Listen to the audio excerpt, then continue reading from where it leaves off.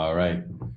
Good evening, everyone. And thank you for bearing with us as we were engaged in final preparation for all of you. For those of you who may not be familiar with us, my name is Sarano Kelley, and I have with me. My name is Brooke Kelley. Welcome, everybody. And Brooke is going to actually open this with a very special welcome, given the circumstances that we're in, the dislocation that people are experiencing, the fact, of course, that we're doing something that normally gets done corporately on a Sunday evening is certainly a shift for all of us. So, Brooke, if you would be so kind. So we just wanted to let you know that our intention during this time was to, as a family, think about how we could be a blessing to your family, to your home. We thought about the many ways that people are being impacted, and as a family wanted to do what we could to make a difference for you. And we figured that if we were to bring you something that has been very uplifting for many people, that hopefully that would be a way that we could bring some goodness into your world, and that ideally that would ripple out into other worlds for others, and that we could do something as a very thoughtful group of individuals, all of us collectively, to make a difference for our families as well as for other families. So we want to invite you to tonight's call with that intention. And we also want to thank you in advance for those of you who are maybe taking your mom or dad's recommendation that this is something to do. We're hopeful that we deliver and that you feel very welcome and know that we are speaking directly to you as much as we are to the adults and clients that may be here. So with that, welcome to the 90-day game. We are going to be sharing with you some slides. So let me begin first by sharing with you a little bit about the 90-day game. And then what we'll do is we'll go to the very first slide. So what is the 90-day game? Remember that not everyone here may know exactly what this is. So allow us to explain. It was observed by us that there are two ways in life that a person is able to perform at their highest. One of them, oddly enough, is in an emergency, much the condition that we're in right now, and the other is in a game. So the way that we put it is that if we saw you running real fast, either you're being chased by a lion or you're in the Olympic Games. That ultimately, if we take a look at it, these are the only two dynamics in life where a person is guaranteed to access more of their full potential. We hear the stories all the time. You know, the woman who lists the car for her baby because her baby's trapped, or the person who can't quite seem to get to the gym or stick to a diet, and they suddenly have a heart attack, and all of a sudden from that point forward, they're vegan. They're in the gym all the time, right? Things that seem utterly impossible become possible when a person is in an emergency. And again, some of that is what we're experiencing now. The only other time that a person performs at that level is in a game. So if you take a look at it, when I say game, you could say contest, challenge, competition, but ultimately they all have certain things in common. They all have rules. They all have like a way to keep score. They all have players, winners, losers, a sense of competition. At the end of the day, during this very challenging time in all of our lives, what would happen if we turned your life into a game? Now, just to share with you, the game itself is a system of accountability modeled after athletics in the military, designed by the Kelley Group to produce rapid results. We'll share with you just very quickly, one company, Lake Mason, wanted to get more $1 million new accounts, right? The process is used extensively across Wall Street. And over the course of 90 days, they went from opening only among 300 advisors, $8 million new accounts, to all of a sudden opening 623. That's a 7,000% increase. It was that increase specifically that brought ABC TV to us to create for children a television show called The Game Winning at Life, which was executive produced by Brooke Kelley. And then in the last crisis, the last financial crisis, the makers of Extreme Home Makeover, again, seeing the results from Wall Street, from the ABC TV show, asked us, well, what would happen if we gave you a homeless celebrity here during the financial crisis? And you can see that television show at our site, or you can obviously go on YouTube, and it's called Broken Famous. Currently, there's a documentary planned to be made about what we're doing around crisis communication during this time, and that will air on CNN, CNBC, Fox Business, and every PBS station. That being said, we're going to walk you through what does it take to actually create a 90-day game. And we're going to begin by letting you know that the first call tonight, which we refer to as the preseason, is because games and emergencies both create this intense alignment. And in an emergency, if you don't align, there's danger and something bad could happen. In a competition or game, if you don't align, you lose. So Brooke's going to walk you through what we refer to as preseason call number 1. There is a formula that if you write it down will help you to understand. And that formula is mind plus emotion plus body plus action equals results. So that's mind plus emotion plus body plus action equals results. And literally what you're going to see tonight is the first step in the process is to create this emotional alignment. We'll be showing you other slides, but for right now, what we'll do is we'll go back to actually having you see us as opposed to the slides. So let's go back to live. And Brooke will begin to walk us through what are the key elements that actually allow a person to get emotionally engaged. What would make this meaningful for you? What would allow this to feel like 90 of the single most dynamic and important days of your life, instead of the sort of imposed challenge that it is? So Brooke, if you would be so kind. The first thing I want you to take a look at is that right now, as a human being and as a family, if you're here as a family, you're experiencing certain challenges, shall we say. I don't mean in this case in terms of the larger challenge. I just mean we're now cohabitating under the same roof together. And some of us are watching television while others of us are trying to work. And some of us are, sleeping at a certain hour, and others of us are waking at a certain hour. And there's every manner of emotion or conflict that we're having just in terms of trying to create a routine and a cohesive household, on top of what we're all dealing with outside of ourselves and the sadness and the loss that you may be experiencing watching others and or going through it yourself. So when we look at a game, the purpose of a game is to make meaningful changes in your life, not just a pump up or something motivational. These are very real things. So if right now you're really struggling with the degree to which you are, not having ease with your spouse, or you're really struggling with homeschooling your kids while trying to be productive and be charming and be effective with clients while you're also dealing with your own fear, then I just want to push pause on the motivation for a moment and just have you have a moment and realize that your life right now is the indicator, it's the answer key around the kinds of things that if you could create constructive structures would be the perfect recipe for a game. And that many of you are going to be playing a game at 2 levels. The first level will be for yourself. So as we walk through the game, you'll be thinking about yourself. But the other level that is really inescapable right now is the family or whoever you consider to be your team right now.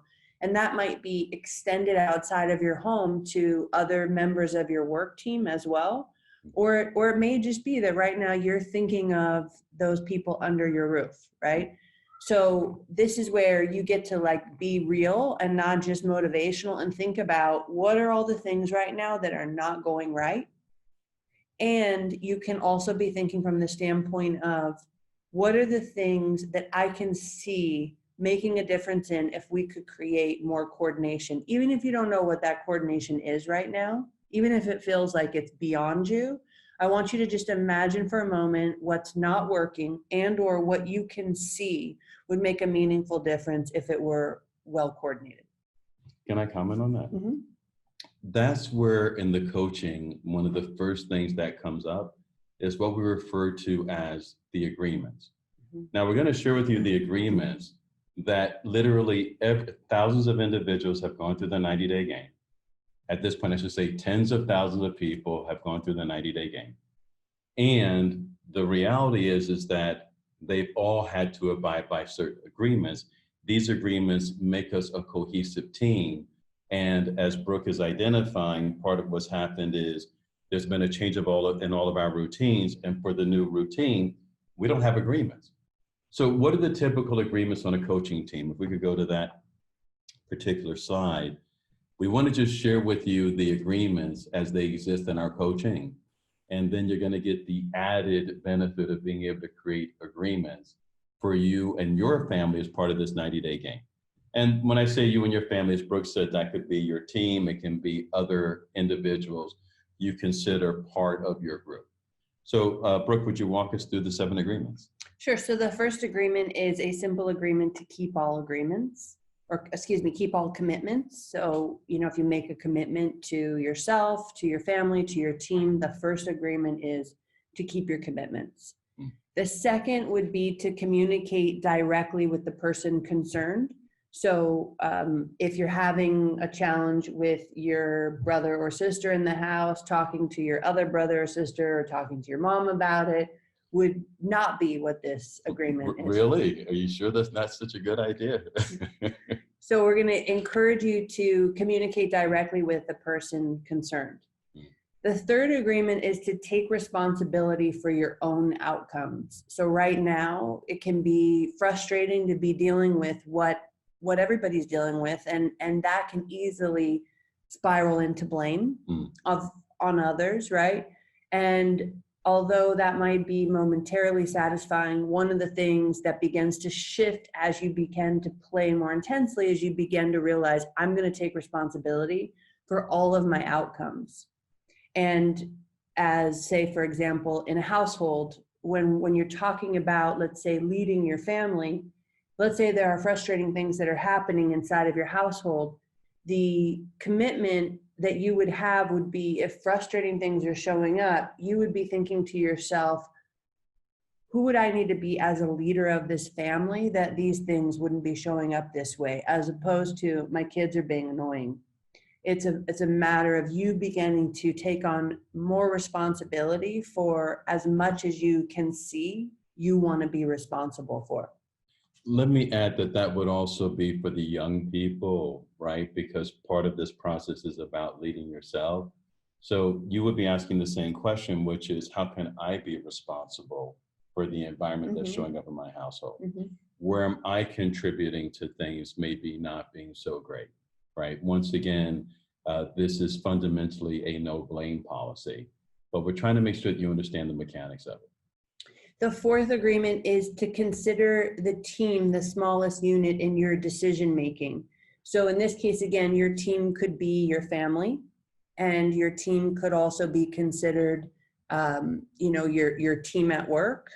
Your team may also be considered all of the individuals, all of the families all over the country right now that we're blessed to have on this call. You could begin to think of them as your extended team.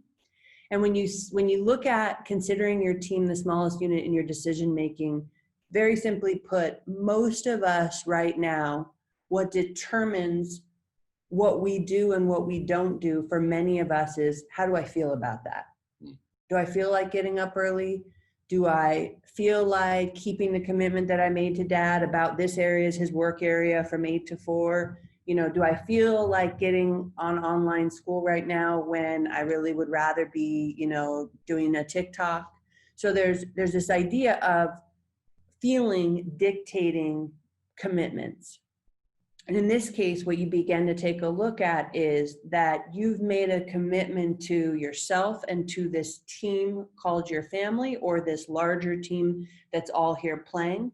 So the smallest unit of your decision making is the commitment that you've made to a larger group, which now is greater than your feelings, meaning this commitment supersedes or is more important than these other feelings or things that tend to drive behaviors and outcomes.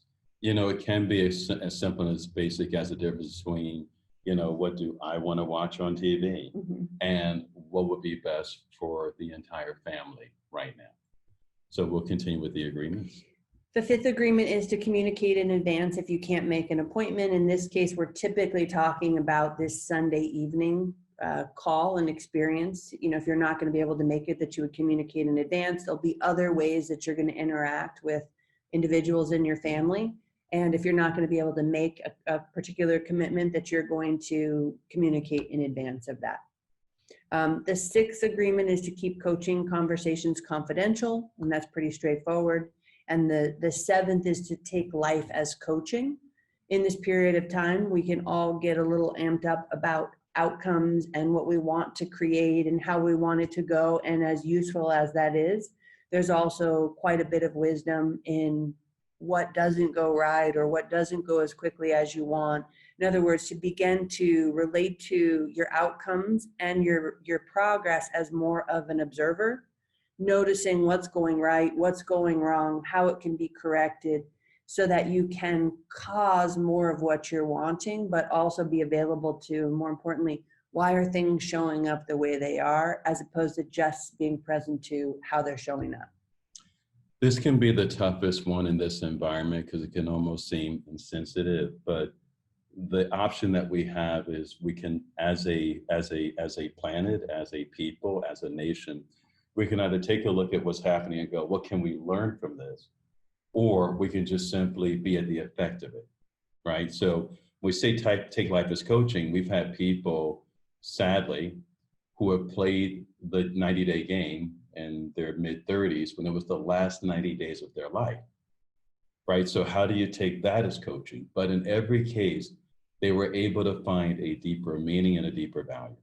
So we'll go from the slides back to, well, actually, you know, let's go right into the Build a Dreams. Let's go ahead and do that. So one of the things that we're going to ask you to do as you begin to create your game is to use some kind of a poster board or even the back of a cardboard box if you're, you know, not going out for anything, which most of us are not. And there's also an app called Wishboard where you can do this electronically. I'm a little old school. I do tend to like using magazines, but there's an app called Wishboard that you can also use. So there are a lot of different ways you can get this done, but the basic thought is that you're going to begin to collect images that represent the outcomes that you're committed to achieving. So you might be able to see here from this, what we call Field of Dreams, different images. These images can be real photos, they can be from magazines, they can be from the internet, they can be quotes, they can be symbols. Whatever lights you up is what you want to begin to collect and to, you know, glue onto a poster board or using the Wishboard app, pull together. And you could also consider creating not only one for yourself as an individual, but if you are playing as a family, you could create a family dream board, even with very, very young members. And I'm thinking of some of our clients, youngest kids out there. I don't know if the Beck family is here, but even the strawberry thrower could put his stamp of approval on the poster board. But you want to ideally bring everybody together and create a collective image of what would be meaningful to your family to achieve over the next 90 days as a family. And this is meant to be a communication to your unconscious mind. Just know that, for example, in next week's call, we'll work on sort of the mechanics of the plan. Right now, you're trying to get inspired around the why. Why do this? What does this period of time mean to me?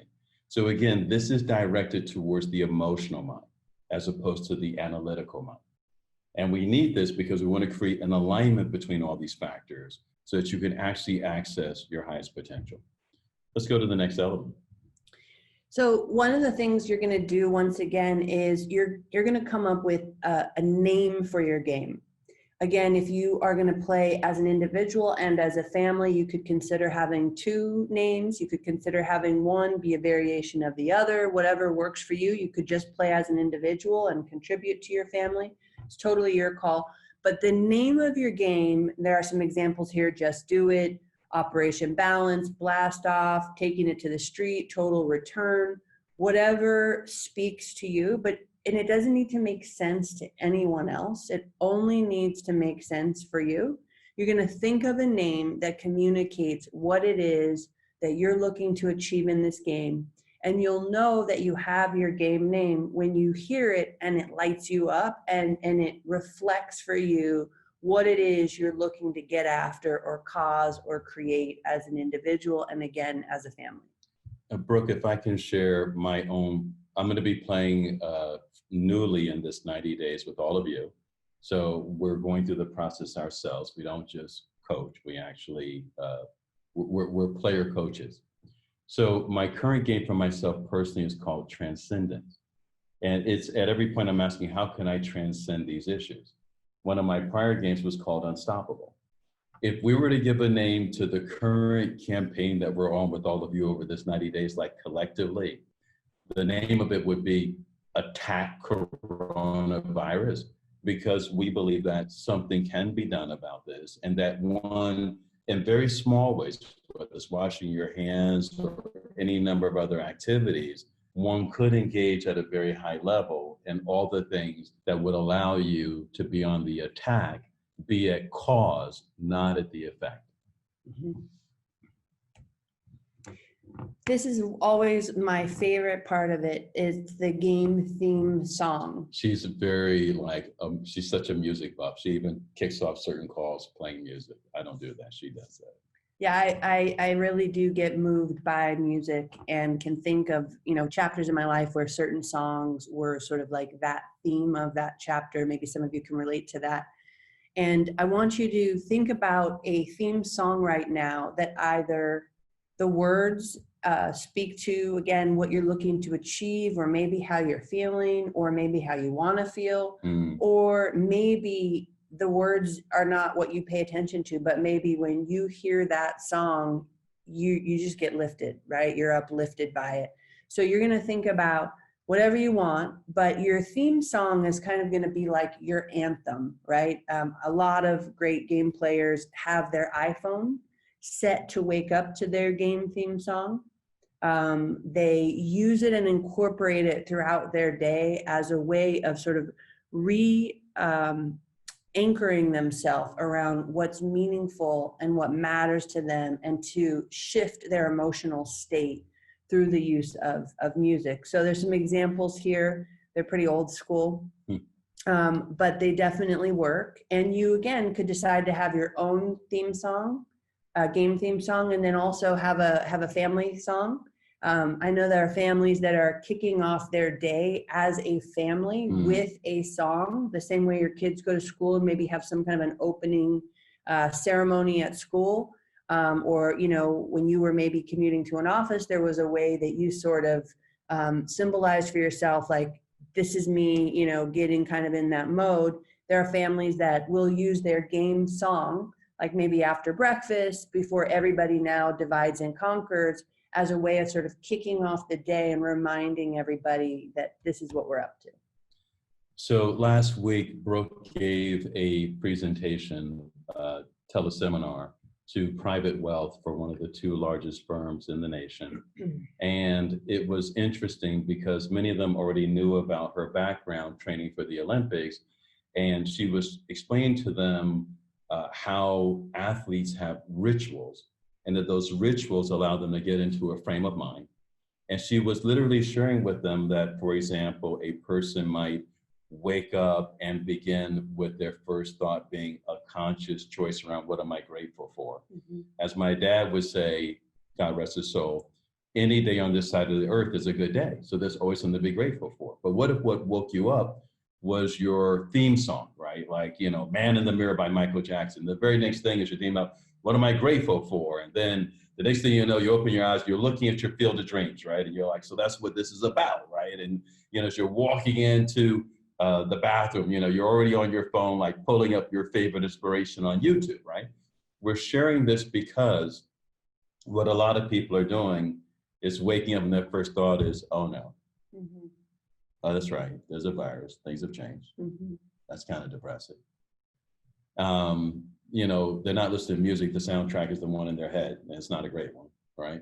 So what we're saying is that literally you have a choice. You can really allow the world to program you, or you could choose to program yourself. Either way, you're going to follow a program, either by default or by design. And as she was sharing with private wealth, particularly when people are playing at that level, where they're managing money for billionaires and leaders of companies, that they've got to be leading themselves. So anyway, they found that incredibly helpful. One thing you could consider if your parents are up for it is, and this is a little, you're getting nervous. You could write like your game name on your bathroom mirror in, lipstick or. I don't have any lipstick. Or, you could find a way to have that rather than the thoughts that come in around what's happening, right? You're instantly like anchored to, oh yeah, my game name is like Crush This or whatever your game name is, right? And you've got your music on and maybe you hear your brother or sister's game song in their room. And there's just a way that we're all beginning to be uplifted and feel like there are things that we can do. And these are the little moments that start to communicate to your mind in a way that will have your mind communicate to you later in the day, maybe inspiration or motivation as opposed to what's happening to us. Skip. Okay. So game theme movie. Just like your theme song, you're going to have a game theme movie. And again, you'll have one for yourself. You might have one as a family, but you're going to pick a movie. Maybe it's a character that you can relate to. Maybe it's an outcome that a character causes. Maybe it's just something that is always spoken to, something deep inside of you, but you're going to pick a movie. And that movie is going to be your game theme movie. A lot of times, especially now, rather than maybe just arbitrarily watching television, you're programming Saturday nights. Each family member's got their game movie in a hat, and you pick it, and that's the movie that you guys watch. But that, again, these movies are designed to communicate something to you, maybe when you're not entirely feeling it yourself, but you want to generate that. Your game theme movie is going to be a powerful anchor for you. And one of the great things that we've begun to do that we weren't actually doing before is all sitting at the table, eating at the same time, not being on electronics. And actually, we will make a point to engage in some content that's either motivational or spiritual or a movie that inspires us. And then we literally have begun to talk about what that meant to each of us. And, I would love to tell you that we do that all the time, right? But that would not be real. It's not true. But it's been a really great time to develop new habits in that way. All right. So just like a theme movie, you're also going to have a theme book. And I found that sometimes people tend to be more movie watchers or book readers. Some people are both. But if you're stuck on either a movie or a book, but you're clear on the other one, it's okay to just pick one or the other. If you can pick both, great. The game theme book, again, is going to be that same idea of a character or a plot or something about that story or that content that really speaks to you that will also anchor your game. And by the way, we're suggesting to Bosir stumbling on happiness and the gift of adversity. But I think this is a great period of time to literally think, okay, don't know how long this is going to last. What if I read a book a week? Right? Like, again, we want you to get the idea that like an athlete, right? That what you need to do is you need to be in charge of what you're taking in, because that's going to determine what's going out, and not allow the world to dictate that to you. So just like you're going to have a game theme name, you're going to have a rallying slogan. This rallying slogan is going to be a short phrase that communicates powerfully to you. So that some of the examples are seize the day, or never again, or the last stand, or no fear, or never give up. Or show me the money. Or show me the money. I just had to throw that one in. It's a phrase that's going to be powerful and quickly communicate to you sort of like your slogan, right? Like, what are you rallying for? What gets you going? And this may or may not completely align with your game theme. I'm sorry, your game name. It might, but sometimes these don't always line up, and that's okay. There was one client of ours who came home one day. He was playing the game, and he was in the preseason, and he was kind of griping, complaining, right? And I think he said his son was 5 years old. His son looked up at him and said something to him that he had said to his son. His son looked at him and said, "Suck it up, Buttercup."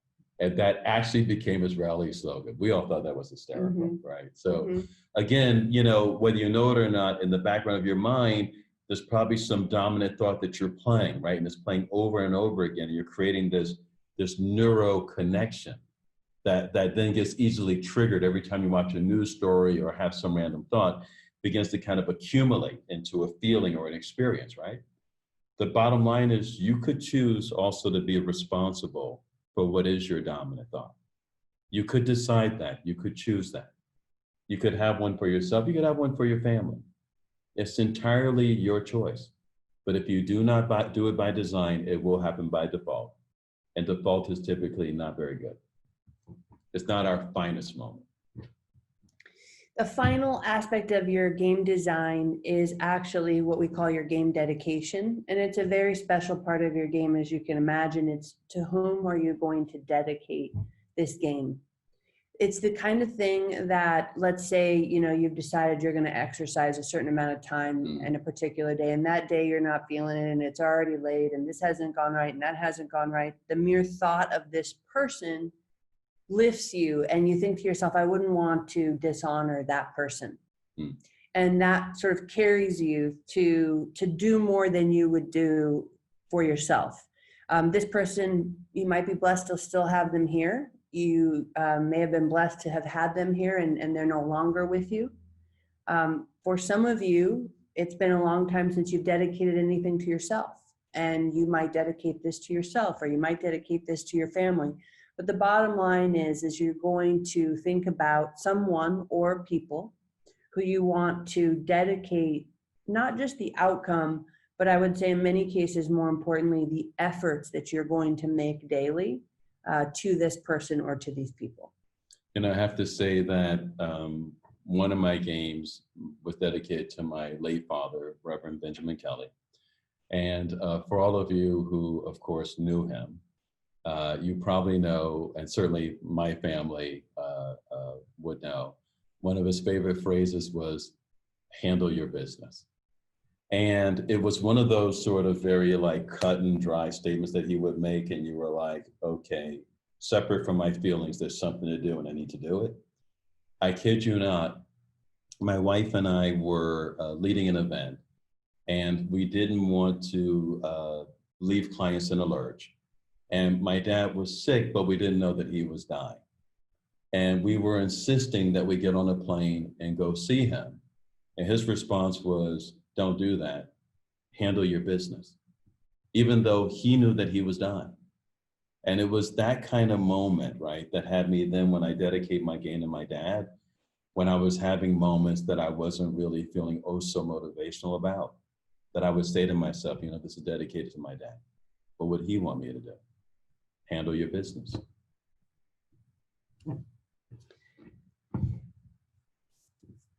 So now that you've had a taste of sort of the design, you really have a week to give thought to what is going to be your game name, and what is going to be your theme song and your book, and who do you want to dedicate it to, and what pictures do you want to pull together. And I would encourage you to really be thoughtful and not feel rushed around those things. If you're somebody who likes to get it done and that's motivating to you, awesome. But I also think it's can be a very thoughtful, sacred time to just really take your time and reflect, and allow each day, maybe, you put aside a little bit of time to give some thought to each of these things. Again, the goal of this is to uplift you, and it is to uplift your family. And ideally that ripple effect will ripple out to others. So I really do want to encourage you to create a game and to use those different components that's really worthy of who you are and your potential and what you want to cause right now for yourself, for your family, and for others. And for those of us who have played the game many times, and we have many of those individuals with us now, I just want to highlight that in this case, we're getting a chance to play with our families, right? And that what we've done is we've now broken this down into daily actions. You can follow the schedule, as Brooke said. If you want to just get it all done at one time and you and the family get around the table, that's awesome. But we wanted to make this easy because we're going to actually spend 3 weeks. This is preseason call number 1, which is getting emotionally engaged and committed. You know, start with why in mind, right? And then we want to actually then go to, okay, so then what's the game plan? Because often people get uplifted, but whatever goes up, the next thing it does, it comes down. That's because there was no structure. There was no way to like drive and direct that energy. And then we're going to take a look at how do you get the body to follow through? And that has a lot to do with accountability. But that accountability is going to start early on in this process, given everything that's going on. And we've designed the process so that we can track with your game and your work over social media. So we'll actually walk you through that right now. So preseason assignments for this week. So tag on social media at Brooke Kelley, at Sarano Kelley, TKG, at the Kelley Group, INTL, hashtag 90 day game. So this week's assignments to have completed by next week's call are as follows. Monday, read the agreements. You have the extra credit. We'll give you like bonus points if you create agreements with your family, and those agreements can actually be posted somewhere in the home. Mm-hmm. Right. One of our great players played the 90-day game with. He has 5 boys. Great, really great human being, and you know he's like his house is like running a football camp, right? And so the boys would actually come to breakfast, and you know some of them had brushed their teeth, some of them hadn't. He put up a whiteboard, right, from their rooms before they entered the kitchen. He'd be sitting there eating, and before he would be like, "Did you brush your teeth? Did you make your bed? Did you do this?" He would just look up and he'd point to the board. Those were the agreements. If they hadn't done everything on the board, they had to go back to their room and handle it. Right? It was amazing. I wanted to say one thing about agreements too. Agreements can also be fun. So they can be structured for like, did you brush your teeth? Did you do this? Did you do that? We personally have an agreement that we made because of how our family's schedule has been changed. Normally Sarano would be on the road, and Sarano got used to just sort of like, you know, being in his own mode, right? Giving a presentation or 2 or 3 in a day, and then you know, doing what he did in the evening to work out and do work, but there wasn't necessarily the same need to like be a part of family and be chipper. So one of our agreements is that all of us have to be chipper after 5 o'clock, even if you have to fake it. Grace and I came up with that mostly for Sarano. Of course. But I just want to say that the agreements, although definitely a structure, are also fun ways to have everybody ultimately be the best team members we can be now while we're all coexisting together in a way that's uplifting, not invalidating. You know, he doesn't need to be told, hey, you're grumpy every day. We just said everybody needs to put it on after 5 o'clock. And instantly we all had to figure out how to shift into that. So agreements can also be things that are sort of like buffers against what you know can kind of be tough for a family or be difficult, and make it playful and fun. Even family fun time, like setting aside specific time that you're calling family fun time, that can be an agreement. Mm-hmm. So on Monday, you'll read the agreements and post about it. We'll talk about the posting in just a few moments. Great agreements for you and your family. Tuesday, create your field of dreams. As Brooke said, you don't have to get it done overnight. It's great to let it kind of seep into your unconscious mind, but if you get it done on Tuesday, that's awesome. Post a picture of it on Facebook and or Instagram, and we'll explain. Wednesday, name your game and post about it, and it would be great to actually even comment on why you chose that name. Thursday, pick your theme song and post about it. And again, why not uplift others during this difficult time? Friday, pick your theme movie and post about it. Saturday, select your game slogan and to whom you dedicate your game and post about it. And then show back up next Sunday on this call. So to report your homework daily for Facebook, post daily on Facebook and or Instagram, create your post on Facebook, and at the end of it, write at kelleygroup.intl.com, hashtag 90-day game. For Instagram, post daily on Instagram or and Facebook, create your post on Instagram. At the end of it, write at Brooke Kelley, at Sarano Kelley, TKG, at the Kelley Group INTL, hashtag 90-day game. What we'd love to do is actually build a positive community and actually begin to get more positive action going on. We're not going to tell you what should be in your 90-day game, but we think doing exceptional date nights at home over 90 days would be an interesting part of a person's game. We think random acts of kindness, not just, on the street for strangers, but in your own home could be an interesting part of your game. I think there are a lot of ways that we could all choose to have a process that would allow us to be our best selves and even better when we come out of this.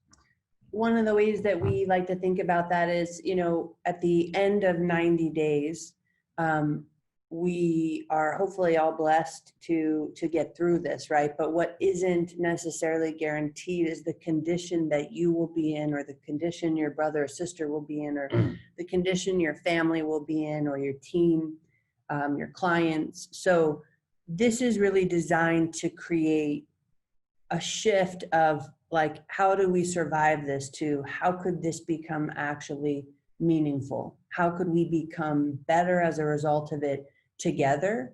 And the more we can bring in some of that energy individually and to our family members, hopefully we can give that to as many people outside as humanly possible, so that we can begin to spread this to as many people.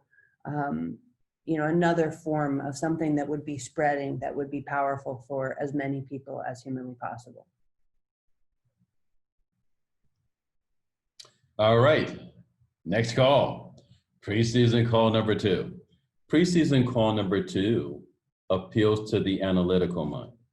So what will happen is you'll do the homework. We'll have a chance to actually see your homework online.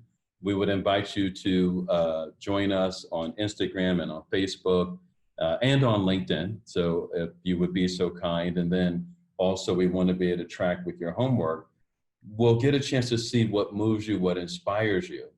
Others will get a chance to be touched by that.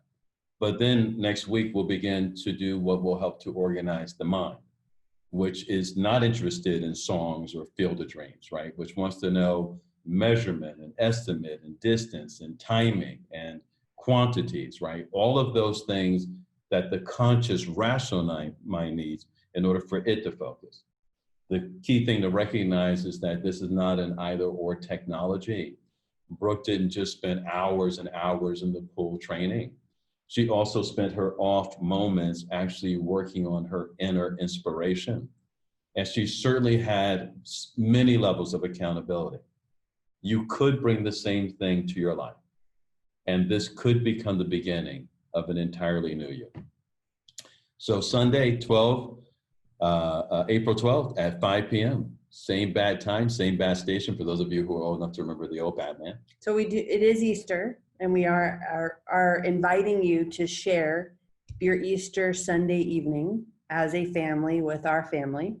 And we understand that, for some of you, it is a holiday, so we certainly appreciate you making the time.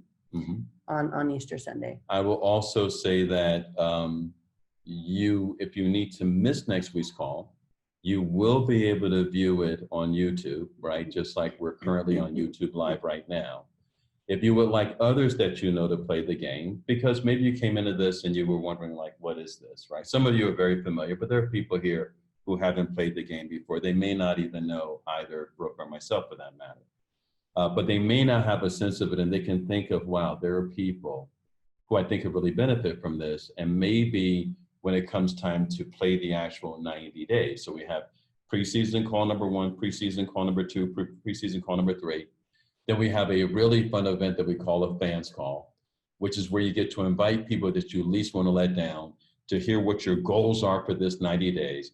They come back at the end of the 90 days, like as if you were, going through a tape and going through the finish line. And it's a very, very inspiring experience for all of us.